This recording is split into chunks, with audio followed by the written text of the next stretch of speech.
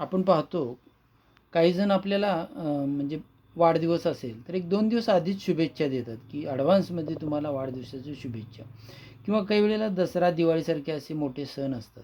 तर त्यावेळीसुद्धा 2-3 दिवस आधीच शुभेच्छा दिल्या जातात फोनवरून, मेसेज करून. तर मला असं म्हणायचं आहे, की ज्या दिवशी ती गोष्ट असते ना, त्याच दिवशी तुम्ही शुभेच्छा द्या. भले सकाळी आता समजा एखाद्याचा वाढदिवस आहे, तर सकाळी तो 9-10 वाजेपर्यंत व्यक्ती तयार होते, फ्रेश होते आणि त्यानंतर तुम्ही जर फोन केला किंवा मेसेज दिला, तर त्या व्यक्तीला सुद्धा त्याचा भरभरून आनंद मिळतो. त्याला आनंदीदायी वाटतं.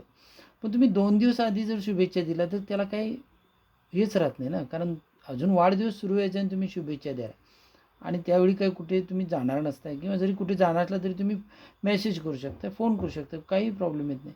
पण त्या दिवशीच द्या. दिवाळी वगैरे अजून सुरू व्हायची तर त्याची गरज नाही आहे ॲडव्हान्समध्ये देण्याची. त्या दिवशी द्या. भले तुम्ही सकाळी द्या, दुपारी द्या, संध्याकाळी द्या.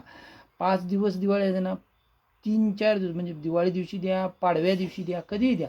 पण एकदा तो फेस्टिवल सुरू झाला ना, मग तुम्ही देऊ शकता. कारण त्यावेळीच त्याच्या आनंदाची खरी सुरुवात झालेली असते.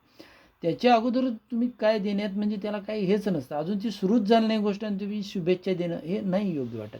भले एक मेसेज करा किंवा फोन करा, काही करा, पण तुम्ही त्या दिवशीच ती गोष्ट करा. तरच ती खऱ्या अर्थाने त्या व्यक्तीपर्यंत पोहोचते, त्या व्यक्तीचा आनंद द्विगुणित करते. थँक्यू.